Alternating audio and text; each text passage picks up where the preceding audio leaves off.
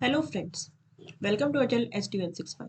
आज हम डिस्कस करेंगे आईसीएससी क्लास 7th सिविक्स का चैप्टर 1। ठीक है। बहुत दिनों से बच्चे आप लोग बोल रहे थे कि मैम सिविक्स स्टार्ट करवा दीजिए। Yes, we are starting the chapter of civics. अपना चैप्टर का नेम क्या है? The making of work constitution. ठीक है ना। आपको इस पीपीटी में सारे नोट्स मिल जाएंगे आपके। आप अगर चाहें तो अपनी बुक भी ओपन करके बैठ सकते हैं, और नहीं चाहें तो मैंने सारा आपका बुक का कंटेंट भी इसमें प्रोवाइड कर दिया है इस पीडीएफ में, पीपीटी में। तो आप वहाँ से हम लोग उसको पहले समझेंगे, फिर बुक के अकॉर्डिंग रीड आउट करते जाएंगे। राइट। इसकी पीपीटी आपको चाहिए है तो आप टेलीग्राम चैनल ज्वाइन कर सकते हो, और उस टेलीग्राम चैनल का नेम है शैलजा कोचिंग क्लासेस। तो वहाँ से आप ज्वाइन कर लेंगे इस चैनल को। राइट। और वहाँ से आपको एक पीपीटी मिल जाएगी। अगर आपको चाहिए वरना आपके बुक है तो कोई इशू ही नहीं है, आप वहाँ से पढ़ लेंगे, कोई दिक्कत नहीं है उसमें। ठीक है ना। चलो अब स्टार्ट करते हैं इस चैप्टर को। हम लोग क्या स्टार्ट करने वाले हैं? सिविक्स। हिस्ट्री एंड सिविक्स ये दो इंपॉर्टेंट पार्ट होते हैं एसएसटी के, और जो क्या है साथ में चलते रहते हैं। ठीक है। आपकी बुक में भी कुछ पार्ट हिस्ट्री का दिया हुआ है, मैक्सिमम पार्ट, और कुछ पार्ट सिविक्स का दिया हुआ है। So now will start the topic, chapter 1, और उसका नेम क्या है? The making of work constitution. Okay. इस चैप्टर की स्टार्टिंग होती है एक कहानी से। उसमें क्या होती है, एक बच्ची होती है जिसका नेम क्या है? पूर्णिमा। क्या नेम है? पूर्णिमा।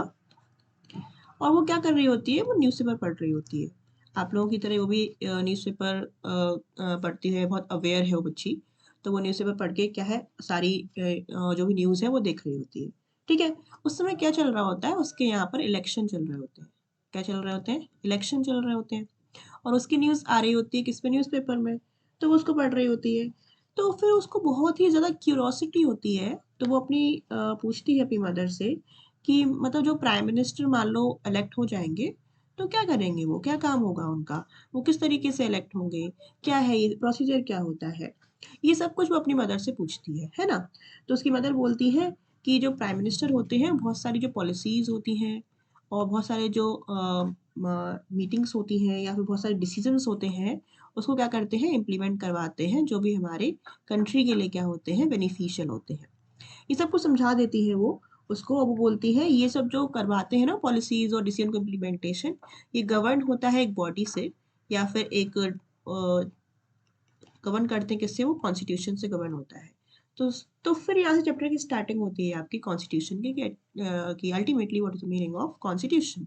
चलिए, तो अभी तक जो हमने समझा वो हम लोग एक बार फटाफट से रीड आउट करेंगे और फिर आगे बढ़ेंगे। देखो, जिसमें क्या होता है, पूर्णिमा है, जो बच्ची का नेम है इसमें, वो क्या पढ़ रही होती है? न्यूज़ पढ़ रही है। किसकी न्यूज़ पढ़ रही है? इलेक्शन की न्यूज़ पढ़ रही है। क्यूरियस क्या है? जानने के लिए कि प्राइम मिनिस्टर जो है वो किस तरीके से इलेक्ट होंगे। और इस यही बात वो किससे पूछती है? अपनी मदर से पूछती है। राइट। तो फिर उसकी मदर बोलती है कि जो प्राइम मिनिस्टर है वो इनिशिएट्स करते हैं पॉलिसीज और डिसीजन लेते हैं जो हमारी कंट्री के लिए क्या है? बेनिफिट है। जो भी फंक्शन है प्राइम मिनिस्टर के, वो किस में लिखे होते हैं? लिखे होते हैं अपने कॉन्स्टिट्यूशन में। ठीक है, इंडिया के कॉन्स्टिट्यूशन में। राइट। ये तो कहानी हो गई, स्टार्टिंग हो गई इस चैप्टर की। अब डिस्कस करेंगे हम लोग कि मीनिंग क्या होता है कॉन्स्टिट्यूशन का, और किस तरीके से हम लोग को इसको स्टार्टिंग करनी है। राइट।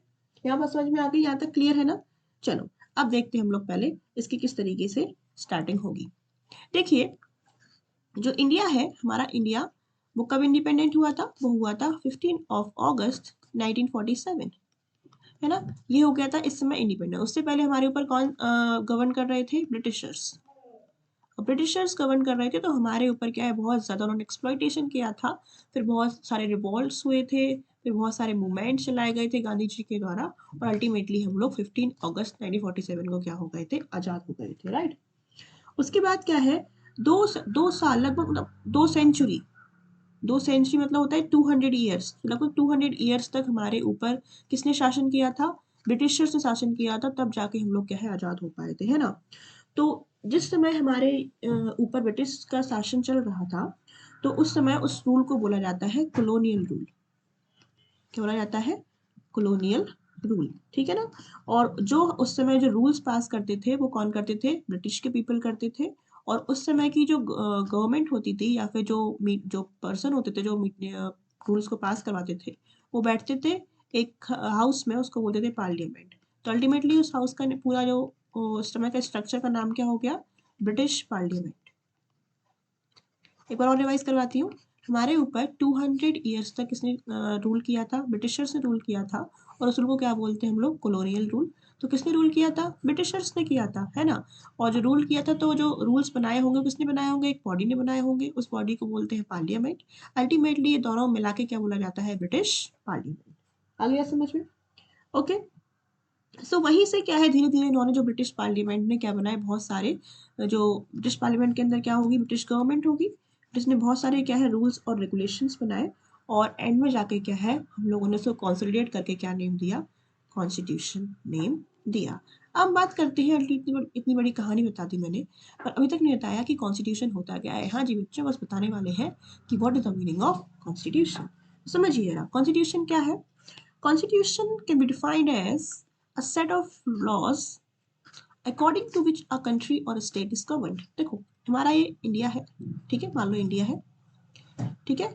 और इंडिया के अंदर क्या है, बहुत सारी स्टेट्स है ना, बहुत सारे यूटी भी है, हमारे यूटीज भी है, ठीक है ना। अब आप कमेंट में बताएंगे मुझे कि कितने स्टेट्स हैं हमारे कंट्री में और कितने यूटीज हैं, ठीक है ना। ये आपके लिए छोटा सा क्वेश्चन है, ये बता देंगे मुझे कमेंट सेक्शन में। अब जो कॉन्स्टिट्यूशन है वो क्या करता है, एक सेट ऑफ रूल्स है, सेट ऑफ लॉज है, जिससे हमारी कंट्री या फिर किसी भी स्टेट को क्या है, गवर्न किया जाता है। देखो जैसे स्कूल होता है ना, स्कूल, स्कूल में क्या होते हैं, बहुत सारे रूल्स एंड रेगुलेशंस होते हैं कि आपको जैसे कि 7 AM पर स्कूल पहुंचना है और आपका डिपार्चर होगा 2 PM। तो ये सेट ऑफ रूल्स है ना, इसके बीच के टाइम में अगर आपको घर जाना है तो आपको परमिशन लेनी पड़ेगी, ये भी एक सेट ऑफ रूल से डिफाइंड होगा। उसके बाद घर पर आते हैं, अब घर पे भी क्या है, आप 2 PM पर, मान लो 2:30 पर घर पर आ जाते हैं। फिर एक रूल के अकॉर्डिंग क्या है, आप अपनी कोचिंग वगैरह जाएंगे या फिर अपना होमवर्क वगैरह करेंगे। और घर पर भी एक पर्टिकुलर डिसिप्लिन होता है कि आप 10 PM तक लगभग क्या है, सो जाते होंगे सही बच्चे लोग, राइट। तो ये क्या है, हमारी जो डेली रूटीन है वो भी एक पर्टिकुलर सेट ऑफ रूल से क्या है, गवर्न होती है कि नहीं होती है। तो फिर तो इतना बड़ा देश है, इतनी बड़ी कंट्री है ना, इंडिया कितना बड़ा एरिया है, इसको कैसे गवर्न करें। तो इसको गवर्न करने के लिए क्या है, एक बुक होती है, आप समझ सकते, एक बुक है जो बहुत बड़ी बुक है ना, एक बहुत बड़ा ड्राफ्ट है, उसके अंदर बहुत सारे रूल्स लिखे हुए हैं, ठीक है, बहुत सारी रेगुलेशंस लिखी हुई है, ठीक है। तो बहुत सारे रूल्स, बहुत सारे रेगुलेशंस लिखे हुए हैं, और इसी के अकॉर्डिंग क्या है, हमारे क्या है, कंट्री को गवर्न किया जाता है, किसी भी कंट्री को गवर्न किया जाता है। तो set of rules, set of loss, जिससे किसी भी कंट्री को गवर्न किया जाता है, उसे क्या नेम दिया गया है, constitution. Okay, is it clear. तो कॉन्स्टिट्यूशन क्या है, सिंपल सा आप कह सकते हो, एक ऐसी बुक है जिसके अंदर बहुत सारे रूल्स रेगुलेशंस लिखे गए हैं, और इसी के अकॉर्डिंग क्या है, किसी भी कंट्री को गवर्न किया जाता है, ठीक है ना। अच्छा, सिर्फ कॉन्स्टिट्यूशन ये बताती है कि रूल्स क्या है, रेगुलेशंस क्या है, नहीं भाई। कॉन्स्टिट्यूशन इसके अलावा भी बहुत कुछ बताती है, जैसे कि कॉन्स्टिट्यूशन बताती है कि हमारी जो कंट्री है उसके गवर्नमेंट का फॉर्म कैसा होना चाहिए, ठीक है। इसके बाद जो गवर्नमेंट के बहुत सारे जो ऑर्गन्स हैं उसके अंदर पावर्स कैसी होनी चाहिए। उसके बाद जो ऑर्गन्स है गवर्नमेंट के, वो कैसा फंक्शन परफॉर्म करेंगे, ये भी क्या डिसाइड करता है, कॉन्स्टिट्यूशन डिसाइड करता है। कितने ऑर्गन्स होंगे किसी भी कंट्री के, तो ठीक है, ये भी डिसाइड करता है कौन, कॉन्स्टिट्यूशन डिसाइड करता है। ड्यूटीज क्या होंगी, राइट्स क्या होंगे सिटीजन्स के। अल्टीमेटली जो भी हम लोग अपनी लाइफ में एक्सपीरियंस कर रहे हैं, कोई भी चीज़ें, वो सब कौन डिसाइड करता है, अपना कॉन्स्टिट्यूशन डिसाइड करता है। ओके, एक बार और रिवाइज करते हैं हम लोग। सबसे पहले क्या दिखाएगा कॉन्स्टिट्यूशन, रूल्स, ठीक है, क्योंकि ये सेट ऑफ रूल्स है, राइट। वेट, क्या है ये सेट ऑफ रूल्स है। लेकिन सिर्फ रूल्स ही है क्या, नहीं भाई, इसके अलावा गवर्नमेंट का फॉर्म कैसा होगा, फॉर्म ऑफ गवर्नमेंट। आप जानते हो कि हमारा जो देश है वो कैसा फॉर्म ऑफ गवर्नमेंट है, डेमोक्रेटिक फॉर्म ऑफ गवर्नमेंट है।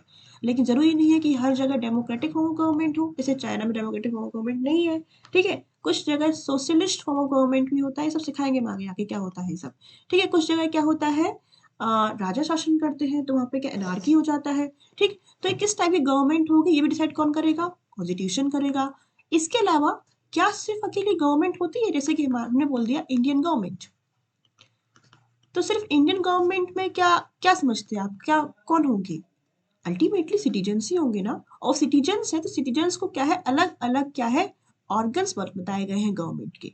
क्योंकि इंडियन गवर्नमेंट अकेला नाम सिर्फ काफी नहीं है देश को गवर्न करने के लिए, इंडियन गवर्नमेंट के अंदर भी इसके बहुत सारे पार्ट्स होंगे, ठीक है। अल्टीमेटली उन पार्ट्स को डिवाइड किया गया है अपनी कंट्री में 3 कैटेगरीज में, और वो कहलाते हैं अपने ऑर्गन्स ऑफ गवर्नमेंट।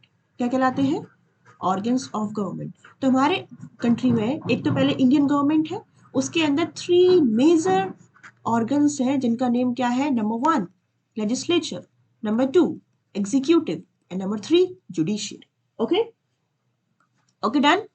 सो हम लोग क्या डिस्कस कर रहे हैं अभी? हम लोग ये डिस्कस कर रहे हैं कि हमारे जो कंट्री की फॉर्म ऑफ गवर्नमेंट कैसी होनी चाहिए, पावर्स क्या होनी चाहिए उसके अंदर, फंक्शंस कैसे होने चाहिए और कितने टाइप की अपने ऑर्गन्स होते हैं गवर्नमेंट में। तो कौन कौन से दिए गए हैं आपकी बुक में? Legislature will discuss in detail, अगर आपकी सिलेबस में है तो। फिर डिस्कस करेंगे हम लोग executive in detail and judiciary in detail also, right. तो अभी समझ लेते हैं हम लोग कि जो ऑर्गन्स ऑफ गवर्नमेंट दिए गए हैं आपके में 3, लेजिस्लेचर, एग्जीक्यूटिव एंड जुडिशियरी, इनका मतलब क्या होता है, इनका काम क्या होता है। सो स्टूडेंट्स, आपके जो अपना 7th का सिलेबस है ना, उसमें इन डिटेल में नहीं दिया गया है लेजिस्लेचर, एग्जीक्यूटिव एंड जुडिशियरी, ये आपके फर्दर क्लासेस में आएंगे, ठीक। तो अभी आप इतना समझ लो कि इनका मतलब क्या होता है। जो लेजिस्लेचर होते हैं, इसका मतलब होता है ऐसा organ, the organ which make laws, government का ऐसा ऑर्गन जो लॉज बनाता है, उसको क्या बोलते हैं हम लोग? लेजिस्लेचर, ठीक है। Second one is executive, government का ऐसा ऑर्गन जो इन लॉज को इंप्लीमेंट करवाता है, उसको क्या बोलते हैं? एग्जीक्यूटिव। एंड अगर कोई इन लॉज में प्रॉब्लम आ जाती है, कोई भी दिक्कत आ जाती है, किसी के साथ अनजस्टिस हुआ है ना, तो उसको रेक्टिफाई कौन करता है? जुडिशियरी। इट मींस ये आपको क्या देगा? जस्टिस देगा। तो ये 3 इंपॉर्टेंट हो गए, लेजिस्लेचर जो लॉ बनाएगा, एग्जीक्यूटिव जो लॉ को इंप्लीमेंट करेगा, एंड जुडिशियरी जो जस्टिस प्रोवाइड करेगा। आई होप डियर स्टूडेंट्स अब क्लियर हो गया होगा कि हम लोग क्या पढ़ रहे हैं, किस तरीके से क्या इसको स्टार्टिंग कर रहे हैं। इज इट क्लियर और नॉट? ओके, ठीक है। तुमने क्या पढ़ा अभी तक? कॉन्स्टिट्यूशन होता क्या है, उसका मीनिंग क्या है, और एक कहानी कुछ डिस्कस की, बहुत सुंदर सी कहानी थी जो, जिसमें एक बच्ची थी जो अपनी माँ से कुछ क्वेश्चंस पूछ रही थी। एक और बात आप याद रखेंगे सबसे इंपॉर्टेंट, कि इंडिया का जो कॉन्स्टिट्यूशन है, इंडियन कॉन्स्टिट्यूशन, वो दुनिया में सबसे ज्यादा लेंथीएस्ट कॉन्स्टिट्यूशन है। इससे बड़ा कॉन्स्टिट्यूशन किसी का नहीं है दुनिया में, चाहे वो अमेरिका हो, चाहे ब्रिटेन हो, चाहे कोई सा भी देश हो, सबसे ज्यादा लेंथीएस्ट कॉन्स्टिट्यूशन किसका है? इंडियन कॉन्स्टिट्यूशन का है, राइट। बात आ गई समझ में? चलो हम आगे बढ़ते हैं। इसके बाद तो हमने डिस्कस किया अपना पहला टॉपिक आपके चैप्टर का, पहले कहानी थी और मीनिंग ऑफ कॉन्स्टिट्यूशन को डिस्कस किया। इसके बाद थोड़ी सी और बात कर लेते हैं हम लोग कॉन्स्टिट्यूशन की। देखिए डियर स्टूडेंट्स, ये क्या है, आपको थोड़ी सी इन्फॉर्मेशन देनी है। अगर आपके कोई भाई बहन हो जो तैयारी कर रहे हैं गवर्नमेंट एग्जाम्स की, तो हम लोगों का क्या है, एक नया मैंने चैनल क्रिएट किया है अभी, गवर्नमेंट एग्जाम बाय ST165। आप चाहें तो अपने भाइयों को बता सकते हैं कि आप यहाँ पर इसको कर सकते हैं ज्वाइन। देखिए, सो ये ये भी एज इस अ तरीके, इम्पोर्टेंट पार्ट होती है हमारी बैलेंस डाइट। बैलेंस डाइट क्या होता है, डिस्कस करेंगे लोग जस्ट इस लेक्चर के। तो ये तो कुछ क्लिप थी उसकी, तो वहां से हम लोग ने क्या है इसको देखा था। आप वहां जाके क्या है इसको चेकआउट कर सकते हैं, राइट। चलो अब डिस्कस करते हैं थोड़ा सा जो अपना और रह गया है कॉन्स्टिट्यूशन के बारे में। हमने क्या डिस्कस कर लिया कि रूल्स कैसे कौन करेगा, फिर डिस्कस कर लिया हम लोगों ने इसको कि राइट कि इस किस तरीके से ऑर्गन्स होंगे और गवर्नमेंट का फॉर्म क्या होगा। क्या सिर्फ इतना ही है कॉन्स्टिट्यूशन? नहीं भाई, कॉन्स्टिट्यूशन इतना भी नहीं है, कॉन्स्टिट्यूशन और भी ज्यादा है। सबसे पहले कॉन्स्टिट्यूशन क्या है, जो अपनी बुक है, एक बुक बताया मैंने क्या होता है, बुक है एक रूल्स की। तो ये बुक आपकी रिटर्न फॉर्म में भी हो सकती है, रूल्स है, और वो ओरल भी हो सकते हैं, ओरली भी हो सकते हैं, डिक्टेट भी कर सकते हैं उनको, राइट। तो जो अपना इंडियन का कॉन्स्टिट्यूशन है, जो अपना भारत का कॉन्स्टिट्यूशन है, वो कैसा है? वो रिटर्न फॉर्म में है। क्या है? रिटर्न फॉर्म में है। बाकी जो कुछ और देश है, उनका फॉर्म जो कॉन्स्टिट्यूशन है वो क्या है? ओरली डिक्टेट किया गया है, वो सिर्फ ओरली मानते हैं। पर हमारे यहाँ जो कॉन्स्टिट्यूशन है वो कंप्लीटली रिटर्न फॉर्म में लिखा गया है, एक एक रूल लिखे गए हैं, इसीलिए इतना लेंथीएस्ट कॉन्स्टिट्यूशन है, ठीक है। चलो इसको पढ़ लेते फटाफट से हम लोग, फिर आगे बढ़ेंगे। So constitution may be written one, like in case of India, or unwritten based on customary laws and tradition, like in the case of United Kingdom, मतलब यूके। ठीक है, जो यूरोप है वहां पर जो कॉन्स्टिट्यूशन है वो क्या लिखा हुआ? अनरिटन फॉर्म में है, कोई डॉक्यूमेंटेशन अवेलेबल नहीं है, वो वर्बली मान लेते हैं बात को, और परंपरागत कस्टमर ट्रेडिशन आज तक चलते आ रहे हैं, आज तक रूल्स को फॉलो कर रहे हैं। और हमारा रिटर्न कॉन्स्टिट्यूशन में क्या लिखा हुआ है, और तब भी रूल्स को क्या है इम्प्लीमेंट कभी कभी नहीं हो पाता, राइट। तो ये थोड़ा आप देख पाएंगे। सो अल्टीमेटली क्या देखा हम लोगों ने, कॉन्स्टिट्यूशन क्या है, किस तरीके से काम किया, किस तरीके से वर्क किया, और अल्टीमेटली मैं थोड़ा सी आपको इन्फॉर्मेशन दी अपने इस प्रीवियस चैनल के बारे में। आप चाहें तो बता देंगे अपने भाई बंधुओं को, गवर्नमेंट एग्जाम बाय ST165, इसको फटाफट से ज्वाइन कर लेना, ये बहुत ही इंपॉर्टेंट रहेगा आपके लिए, जो भी टीचिंग एग्जामिनेशन के एक्सपीरियंस उनके लिए, ठीक है ना। तो आप बता देंगे, ओके। इसके बाद जो नेक्स्ट आएगा टॉपिक वो आएगा अपना कॉन्स्टिट्यूंट असेंबली, ठीक है। और वो हम लोग पढ़ेंगे आगे जाके। एक लास्ट पॉइंट और देख लीजिए इस कॉन्स्टिट्यूशन वाले टॉपिक में, वो क्या है कि कॉन्स्टिट्यूशन क्या फिक्स है हमेशा के लिए? जो लिख गया उस किताब में क्या वो फिक्स है, क्या वो कभी चेंज नहीं हो सकता? नहीं भाई, वो चेंज हो सकता है। कॉन्स्टिट्यूशन टाइम के अकॉर्डिंग में बदलाव हो सकता है कॉन्स्टिट्यूशन में, उसको हम लोग बोलते हैं अमेंडमेंट। क्या बोलते हैं? अमेंडमेंट। जब भी कॉन्स्टिट्यूशन में कोई चेंज किया जाता है उसको बोलते हैं अमेंड करना। क्या बोलते हैं? अमेंड करना।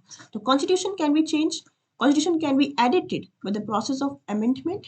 ठीक है, और जो भी हमारे रिप्रेजेंटेटिव होते हैं उनके हेल्प से क्या है कॉन्स्टिट्यूशन में जो हमको चेंज चाहिए होता है उसको चेंज किया जा सकता है। सो कुछ इंपॉर्टेंट बात थी, इंपॉर्टेंट डिस्कशन था, इंट्रोडक्शन था अपने चैप्टर का जिसका नेम क्या है, मीनिंग ऑफ कॉन्स्टिट्यूशन। ये अपना पार्ट 1 था। पार्ट 2 डिस्कस करेंगे हम लोग, क्या डिस्कस करेंगे? कॉन्स्टिट्यूएंट असेंबली के बारे में, और ऐसे क्या है इसको फर्दर आगे हम लोग कंप्लीट करेंगे। ओके बच्चों लोग, तो इसमें इतना ही था। Thank you so much. आगे हम डिस्कस करेंगे इसके पार्ट 2 में।